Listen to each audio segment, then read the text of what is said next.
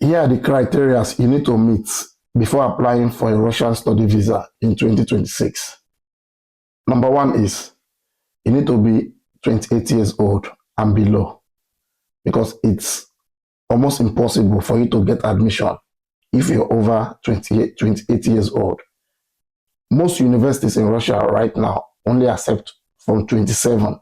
Even 27, it's also difficult to find universities that accept 27 years. But 25 years and below, this age are the age the universities want. So if you're over 20, if you are still 18 to 25, you still get admission in Russia easily.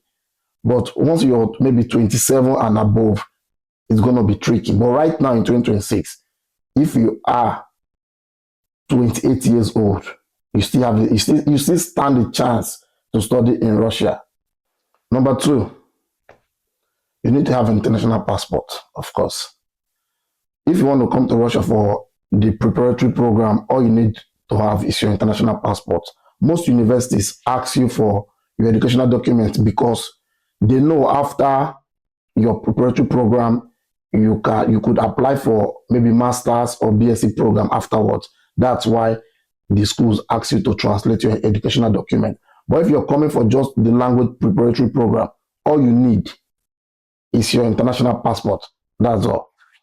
The third requirement is having your educational document, which is like your WAEC or NECO, or if you already attended university back in Nigeria or any other place, you could use your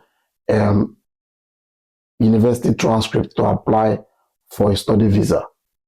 Number four, your educational document must be legalized. Without legalization, you won't be able to further your education after the preparatory program. Like I said before, if you're coming for just the preparatory program and this school actually agreed to admit you, then all you need is your WAEC. They don't need your educational documents because you're coming to Russia to learn the Russian language. That's all.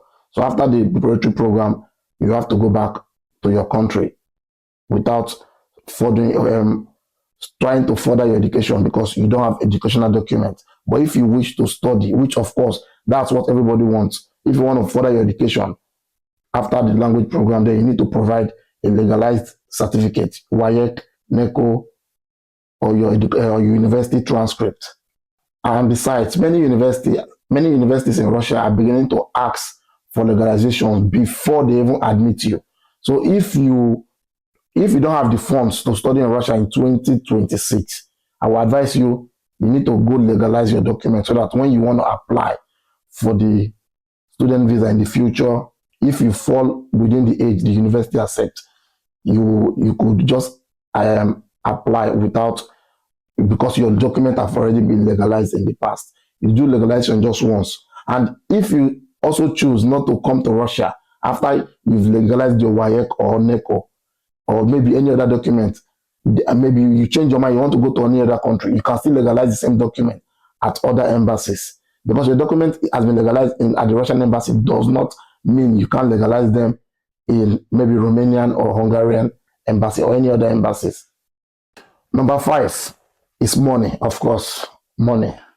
So if you fall between the age of 18 to 25 and you have your document legalized already, I actually have a university that could admit you as low as 2.2 million naira. Yes.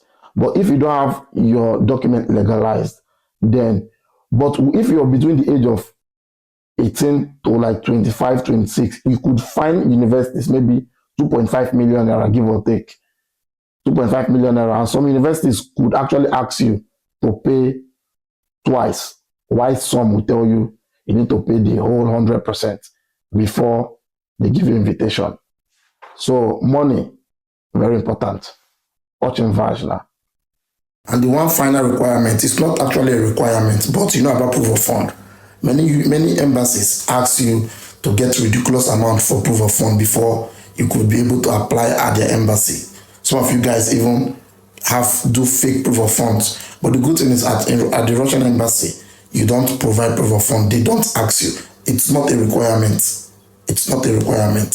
When you want to submit, you just take your educational document and few other documents to the embassy for submission. You also don't need VFS.